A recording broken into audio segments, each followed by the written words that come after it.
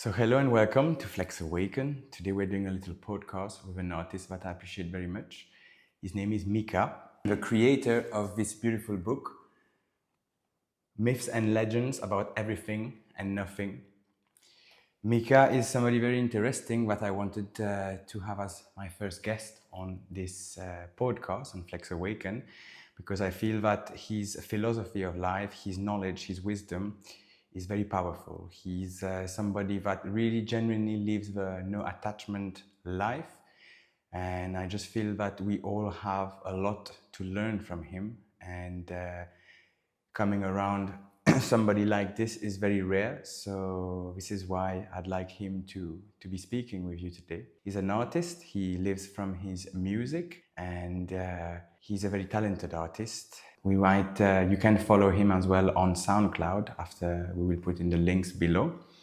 And I will let Mika introduce himself, as I think no one can do it better than himself. So Mika, welcome to the podcast. It's a blessing and an honor to have you here today. Blessing and honor is all mine. Huh? And I wanted you to introduce yourself a little bit to the people, and so they get to know you a little bit. All right. Well, it's hard to beat that introduction. All right. So, it's Mika, short for Mikael. The stage name is Box Ape. And, I like to consider myself a wild animal. I make a living off the music. I'm from Norway. I'm 30 years old. I have a big obsession for the magic of the world, and discovering it and exploring it and experimenting with it. Music is definitely magic.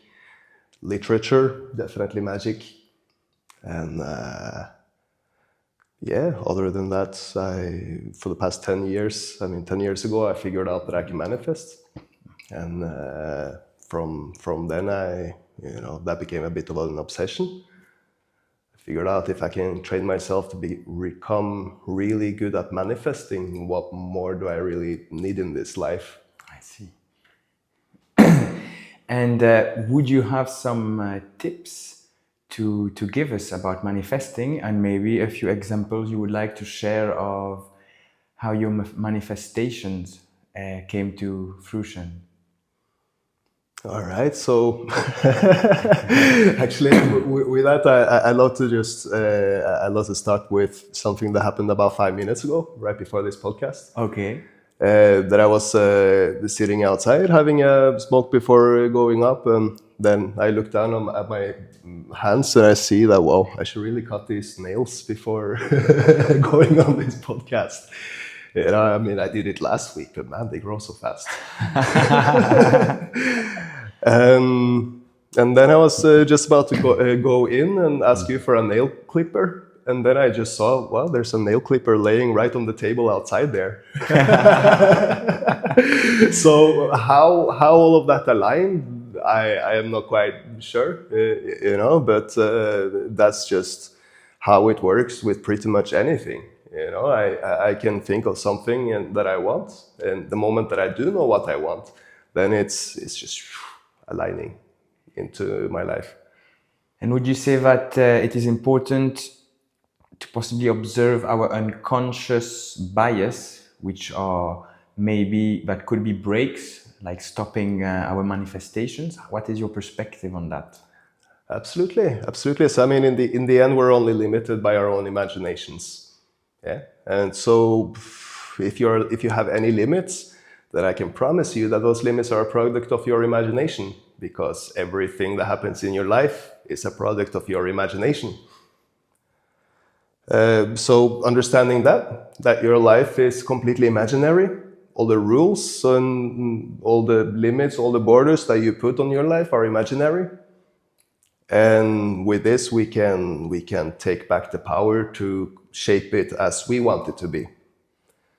And of course, when you come to that point, when you can see that this is possible and that you can make it actively, because this is not something we can do; it's something we do all the time. It's So we can choose, do we want to live our life as a series of subconscious events or random events created by our subconscious mind? Or do we want to step in and be the author and creator of it? Being conscious and aware about it. Yeah. Yeah, of course, a part of a reason having you on this interview today is because I can observe your enormous joy of life, the freedom that you have compared to most humans that I have met in my experience of life. And certainly this is a blessing and amazing to observe. And clearly you seem to have broken through a lot of possible boundaries of manifestation from your subconscious mind, and you're able to live your life in a more aware way where when you want something and you know you want it, instead of thinking of reasons why you don't have it or you can't get it, you seem to be one of those who will just, I'm going to have this. It's going to come no matter what. It's all good. Absolutely. So I mean, regarding the future, it's pretty simple.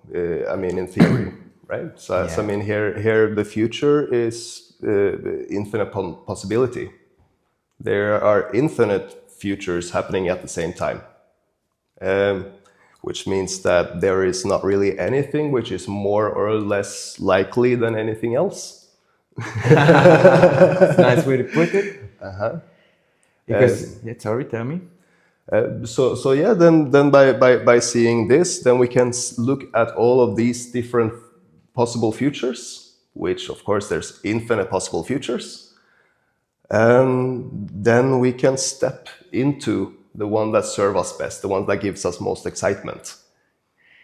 Yeah, and I think to add to this, the understanding that we're infinite beings to start with, and that gives us infinite possibilities of creation, becoming aware of that and really embracing it, living it daily, reminding ourselves of this fact, I think can be of great support in the way we manifest, maybe manifesting outside of the boundaries of the mind, the construct of the histories of the past through our experiences, which usually creates our present reality, which is very limited one.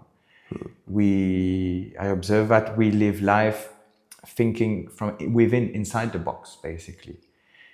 Not breaking the walls and expanding, because expanding perspective can be challenging, a challenging experience, right? As the more aware you become, the more the world you thought you live in crumbles away.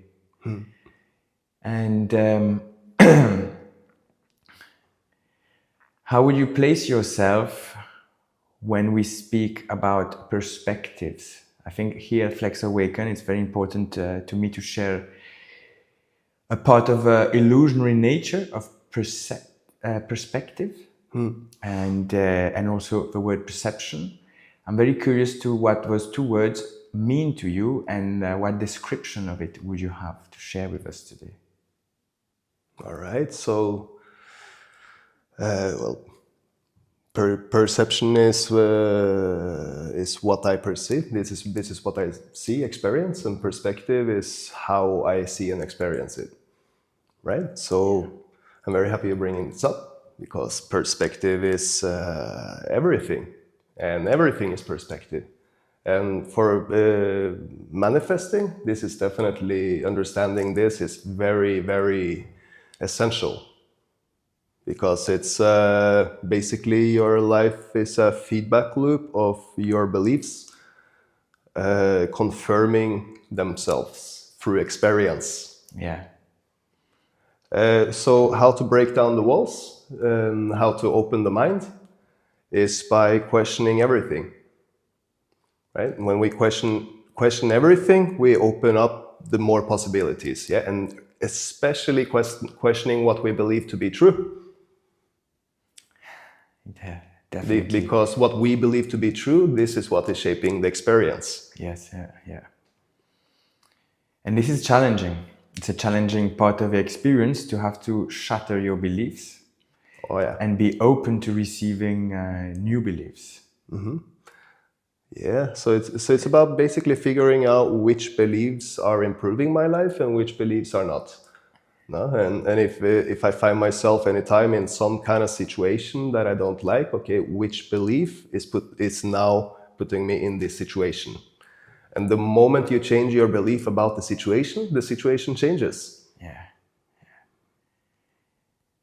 Okay, one thing now, I am wondering whether we should be looking at the camera.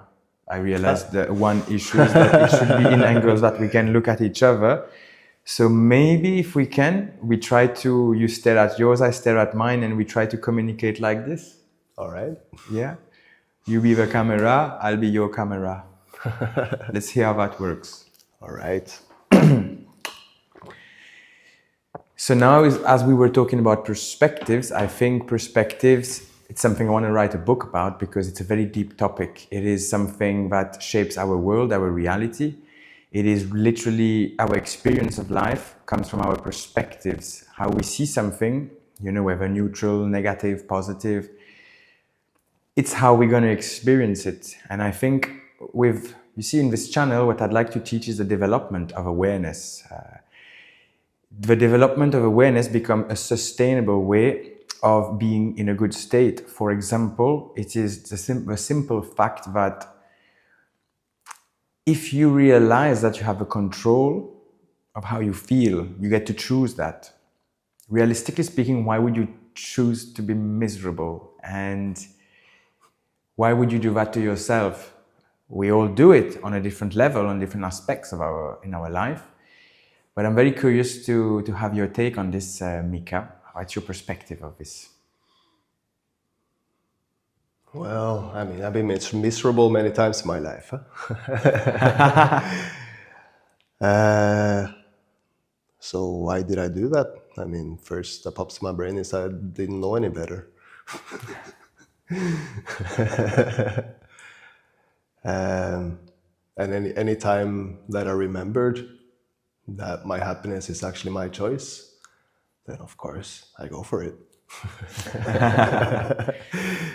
And I was going to ask you, what experiences in your life have led you to the comprehension of this? How did you connect to this understanding that you shape your reality? So, well, I think through experiencing different religions. Interesting. This is definitely something that opened my mind a lot to this to begin with. I mean, I was raised in a Christian family, and then at some point I went from a reality where it was a God existing to a reality with no God. Okay. And then I noticed, that as my beliefs about God changed, then also my experience of life itself changed. Which made me curious about other religions and, like just browsing through and figuring out some different stuff about modern and ancient and all kind of stuff. And seeing how, these are different dimensions that are all existing and real, but also showing me mainly that all of these dimensions are products of our imaginations. It's a very good point. And the question that I have for you now is: you said from a God, a reality which had God, and then your experience led you to experiencing a reality without God. What is your perspective on that in the present? They're both beautiful, but they're all also kind of, it's all just small pieces of the bigger picture. So I mean, both of those dimensions exist simultaneously. Right. And for you, is there a God or something godly, or would you label anything related to that?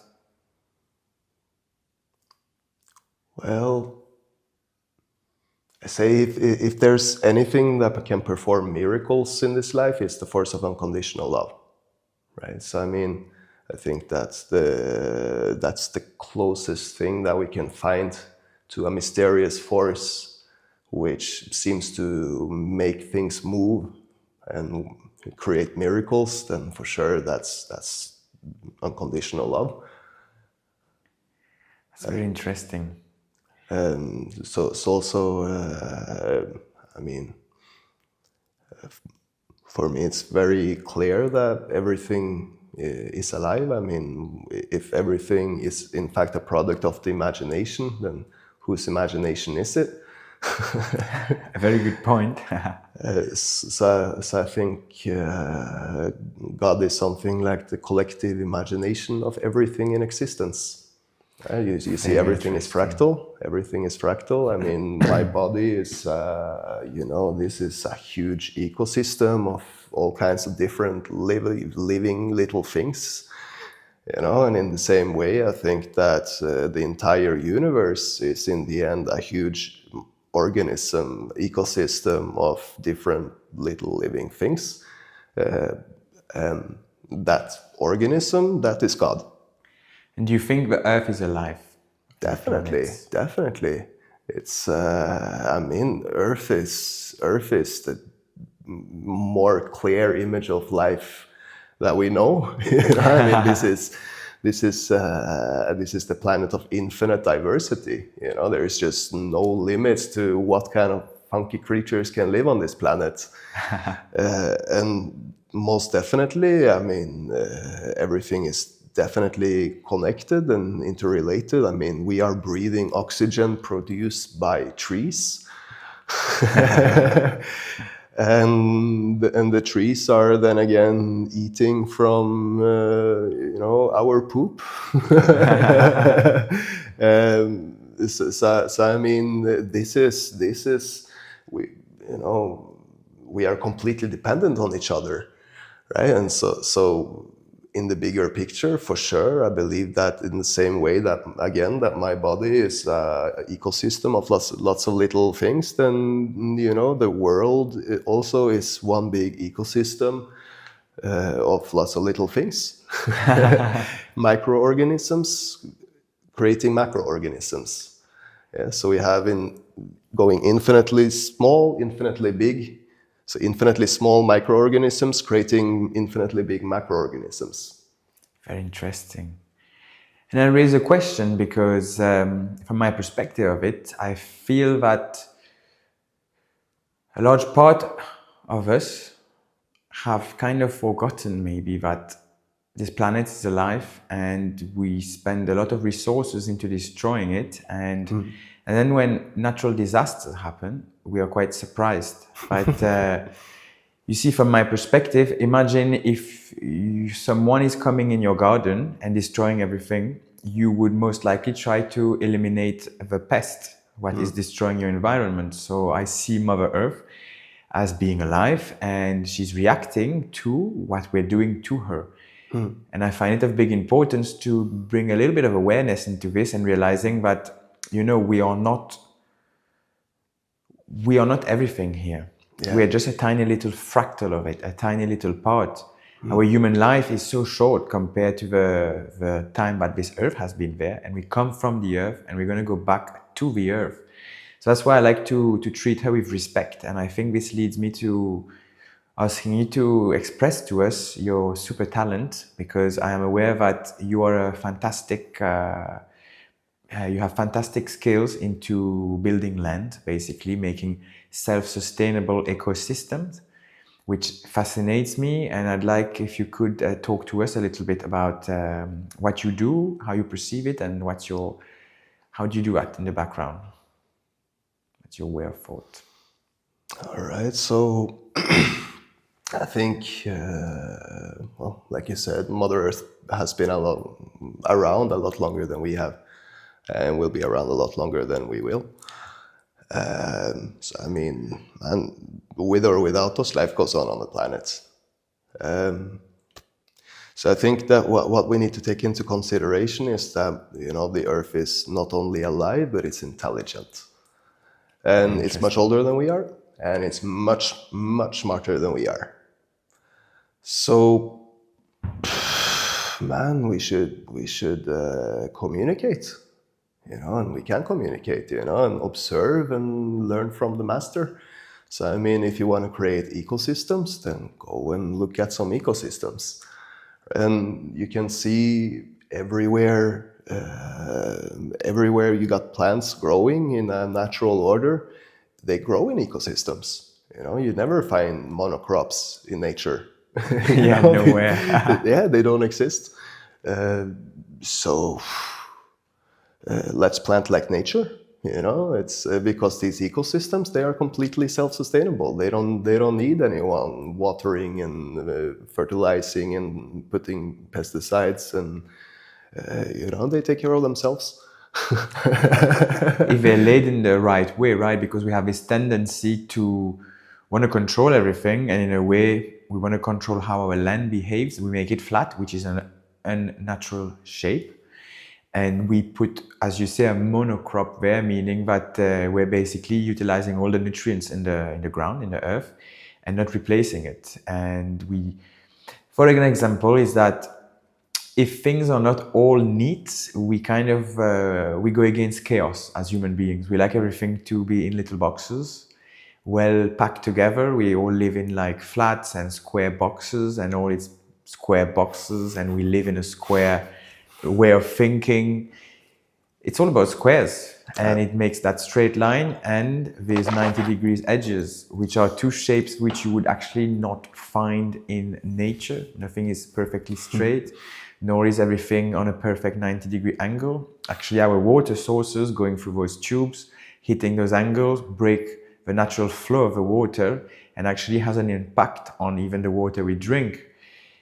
Now I understand that you have a capacity and a knowledge of building those self-sustaining lands all by yourself, because I have heard you before talking about the different nutrients each plant bring and how to combine them in the right space so that they keep growing stronger through the years, and that the soil becomes more and more fertile instead of being destroyed. A point I want to add to this is that also this would be an enormous solution towards the problem of global warming, because the greener it is, it's like the skin, right? If I rip your skin out and put you in the sun, you burn. If you get to have your skin, it's your protection cocoon, which is the grass and all the nature on the land. And also it would keep the water more and avoid droughts and things of the sort, even floods. For example, we had this flood recently in Valencia, and we are surprised about it, but then yet we are kind of consciously driving the water towards those cities through our structures and our organization of land. What would you like to share with us about this?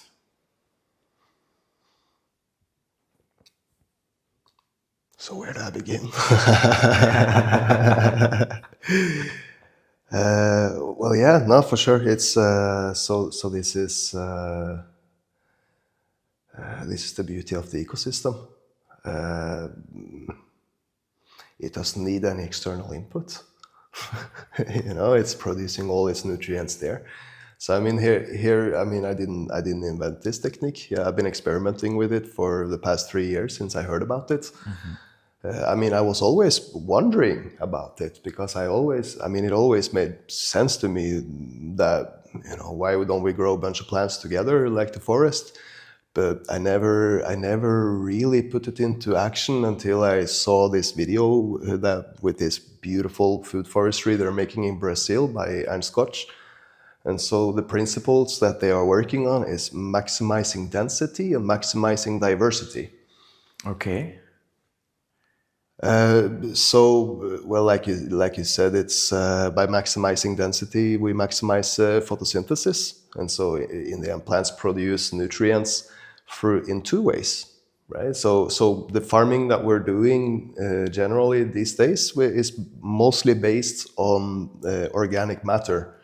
So that's 1 or 2 ways that plants produce nutrients. The other way is through photosynthesis, right? The oxygen that we breathe, this is just a side product of this process. Interesting. But what the plants actually intend to do is that they take sunlight and they turn it into sugars and nutrients, different substances. Different plants, they create different substances, different nutrients from the sunlight. And so by maximizing the diversity, you get maximize the diversity of nutrients which is produced in the soil. Because our soil is dying right now. There is Sadhguru goes around the world trying to do his movement, save the soil. Very smart guy, I must say. And he's actually looking out for us for making Mother Earth more fulfilling to us. That she can keep providing what she can, because if we keep going the way we're going, clearly it ain't gonna work out well. And I think it's about time that we start to realize this aspect and start to make a move, even if it's in our personal gardens, you know. It would be a blessing already for each and every one of us to want to possibly think about investing into a service which would make your garden self-sustainable. Number one, makes you more work. Number two, brings you nice freshness. Number three, it's full of life. And number four, you can feed yourself for the long term. And as it's auto-feeding itself, it's a self-sustaining system, guys. It is like the earth, right? The earth is self-sustaining. We're the ones destroying it. I just mark it out. It's a bit grim what is being said there, but it holds a lot of truth because it is what is happening. And I hope that this podcast today can raise awareness a little bit towards this. You know, I'd sit here and speak to you for hours, Mika, but of course it can't go for too long, this podcast. I'd like you to touch on your artistic skills and tell us, for how long have you been a musician? Well, I mean, I was singing since I was for as long as I can remember. For as long as I can talk, I've been singing, I guess. I started playing guitar when I was 12. So that's 18 years playing guitar now. Okay. And as soon as I started playing guitar, I started writing songs. So of course it took me many, many years to actually write something good.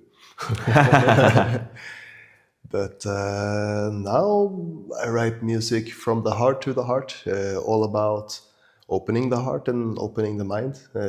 So I mean, for me, my songs are basically magic spells, opening doors of perception. And I use them for interdimensional travel.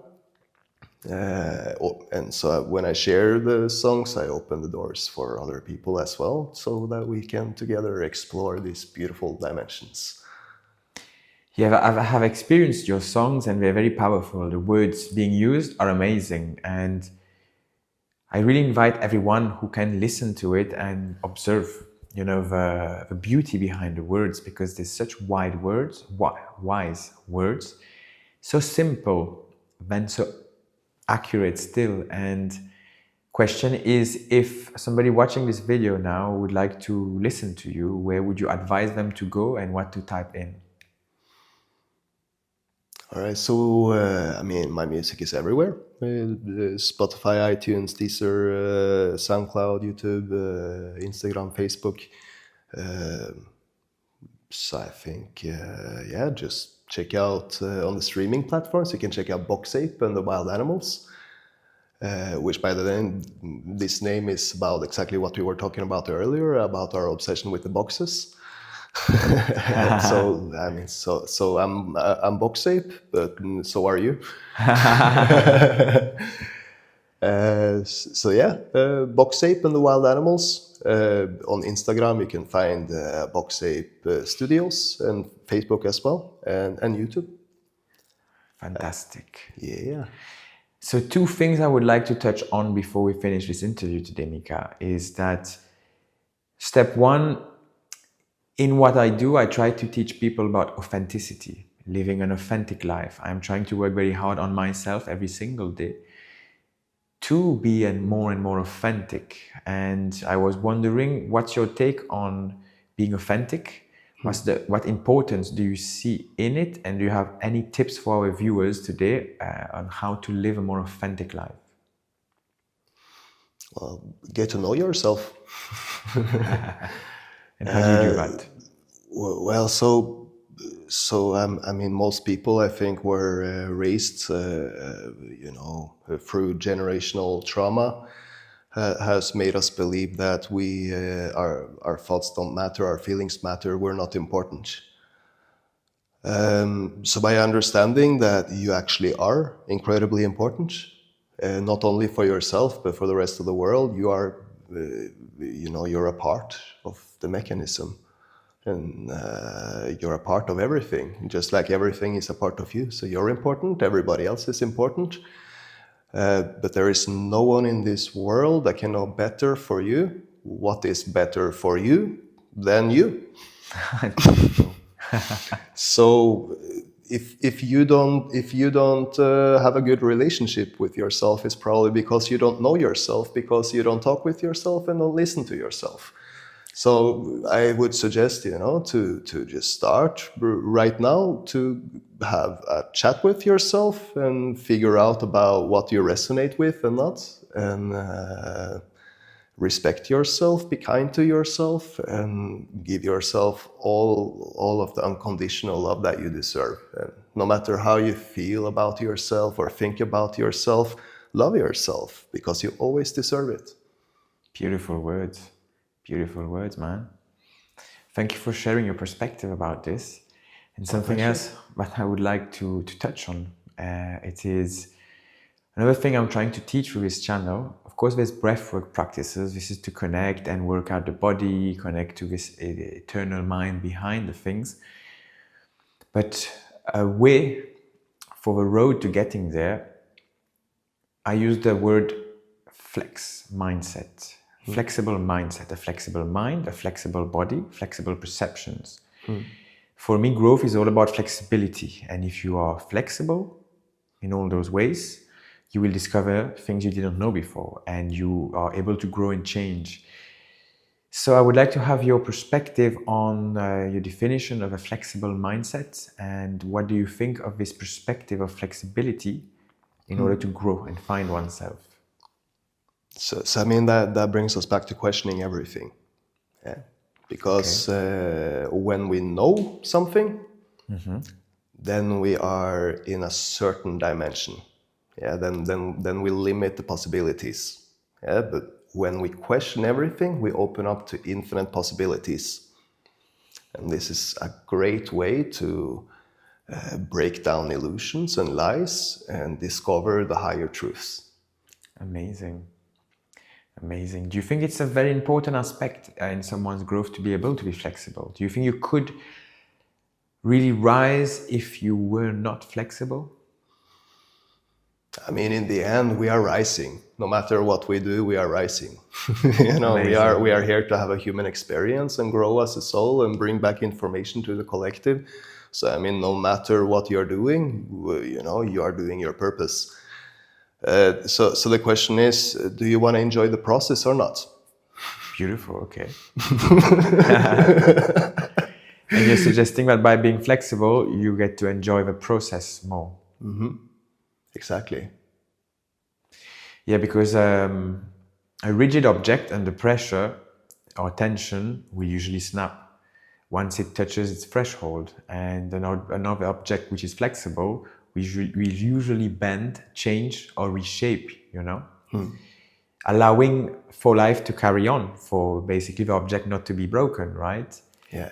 And I think that comes a lot to how to enjoy our experience, because do you really want to be rigid? Being rigid every day, it's a bit miserable, right? I think we create a lot of illnesses, stress, and disease, through the practice of being tensed. And I think that yogic practices, breathwork practices, grounding practices, taking time for yourself, simply just being, contemplating, observing, are very important practices towards becoming more flexible.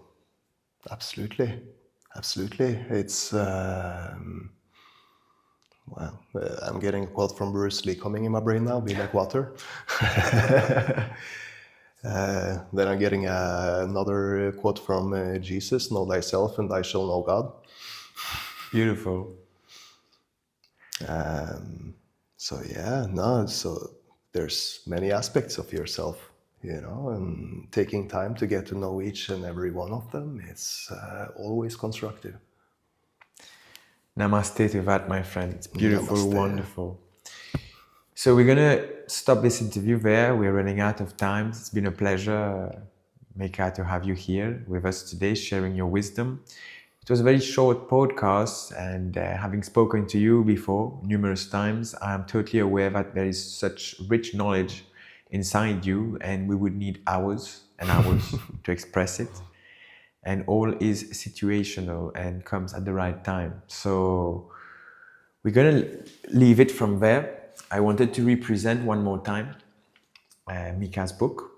You can find it on Amazon. It's a wild book which will help you expand your perspectives of oneself, re-question possibly your belief systems. And maybe that can help you to have a more flexible mind, because accepting the content in there is a beautiful thing. It's a wonderful book full of creativity. He's putting his heart out there in this book. And I do appreciate how organic it all is. And so you can find it on Amazon, guys. Mika, would you like to say a last few words before we stop this podcast? Well, man, huge blessing to be here. Thank you very much for having me. Well, it was a blessing for us to have you, bro. And thank you for your time today and wisdom. Yeah, thank you.